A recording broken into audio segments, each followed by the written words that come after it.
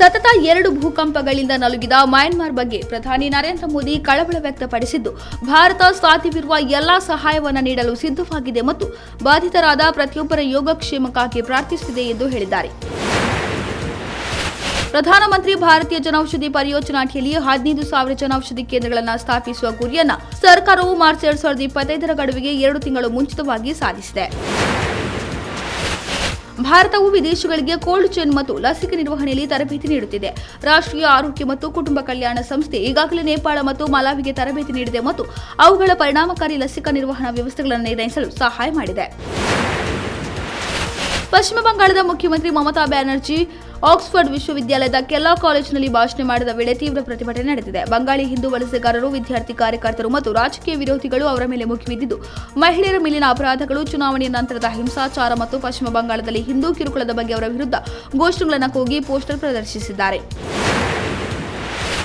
ಜಮ್ಮು ಮತ್ತು ಕಾಶ್ಮೀರದ ಕಥುವಾ ಜಿಲ್ಲೆಯ ಜುಥಾನಾದ ಸುಫೈನ್ ಅರಣ್ಯ ಪ್ರದೇಶದಲ್ಲಿ ನಿನ್ನೆ ರಾತ್ರಿ ನಡೆದ ಎನ್ಕೌಂಟರ್ನಲ್ಲಿ 3 ಭಯೋತ್ಪಾದಕರು ಹತರಾಗಿದ್ದು, ಅಷ್ಟೇ ಸಂಖ್ಯೆಯ ಭದ್ರತಾ ಪಡೆಗಳ ಸಿಬ್ಬಂದಿ ಪ್ರಾಣ ಕಳೆದುಕೊಂಡಿದ್ದಾರೆ. ಒಬ್ಬ ಪೊಲೀಸ್ ವರಿಷ್ಠಾಧಿಕಾರಿ ಮತ್ತು ಒಬ್ಬ ಪ್ಯಾರಾ ಕಮಾಂಡೋ ಸೇರಿದಂತೆ ಇತರ 4 ಭದ್ರತಾ ಸಿಬ್ಬಂದಿ ಗಾಯಗೊಂಡಿದ್ದಾರೆ. ಮಿಜೋರಾಂನ 7 ವರ್ಷದ ಬಾಲಕಿ ಎಸ್ತರ್ ಲಾಹುದು ಹವಾಮಿ ಇತ್ತೀಚೆಗೆ ಸಾಮಾಜಿಕ ಮಾಧ್ಯಮದಲ್ಲಿ ಚರ್ಚೆಯ ವಿಷಯವಾಗಿದ್ದಾಳೆ. ಇತ್ತೀಚೆಗೆ ಗೃಹ ಮಂತ್ರಿ ಅಮಿತ್ ಶಾ ಭಾಗಿಯಾಗಿದ್ದ ಕಾರ್ಯಕ್ರಮವೊಂದರಲ್ಲಿ ಆಕೆ ಹಾಡಿದ ಒಂದು ಹಾಡು ಎಲ್ಲರ ಮೆಚ್ಚುಗೆಗೆ ಕಾರಣವಾಗಿದೆ. ಆ ವಿಡಿಯೋವನ್ನು ಕೇಂದ್ರ ಗೃಹ ಸಚಿವ ಅಮಿತ್ ಶಾ ಕೂಡ ಮೆಚ್ಚಿಕೊಂಡಿದ್ದು, ಜತೆಗೆ ಆಕೆಯನ್ನು ಭೇಟಿಯಾಗಿ ಗಿಫ್ಟ್ ಕೂಡ ನೀಡಿದ್ದಾರೆ.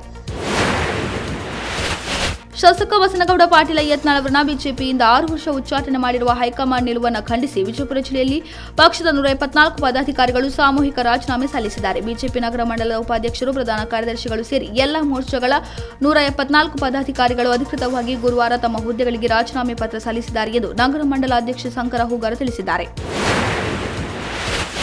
ಕೆಪಿಸಿಸಿ ಅಧ್ಯಕ್ಷ ಡಿಸಿಎಂ ಡಿಕೆ ಶಿವಕುಮಾರ್ ಶುಕ್ರವಾರ ದೆಹಲಿಯಲ್ಲಿ ಎಐಸಿಸಿ ಅಧ್ಯಕ್ಷ ಮಲ್ಲಿಕಾರ್ಜುನ ಖರ್ಗೆ ಅವರನ್ನ ಭೇಟಿ ಹಾಕಿದ್ದಾರೆ. ಡಿಕೆ ಶಿವಕುಮಾರ್ ನೇತೃತ್ವದಲ್ಲಿ ಕರ್ನಾಟಕ ಕಾಂಗ್ರೆಸ್ನ ಜಿಲ್ಲಾ ಅಧ್ಯಕ್ಷರು ವರಿಷ್ಠರನ್ನ ಭೇಟಿ ಮಾಡಿ ಸಮಾಲೋಚನೆ ನಡೆಸಿದ್ದಾರೆ. ಕರ್ನಾಟಕ ರಾಜಕೀಯದಲ್ಲಿ ಆಡಳಿತಾರೂಢ ಕಾಂಗ್ರೆಸ್ನಲ್ಲಿ ಮಹತ್ವದ ಬೆಳವಣಿಗೆಗಳು ಆಗುತ್ತಿರುವ ಸಂದರ್ಭದಲ್ಲಿ ಈ ಭೇಟಿ ನಡೆದಿದೆ.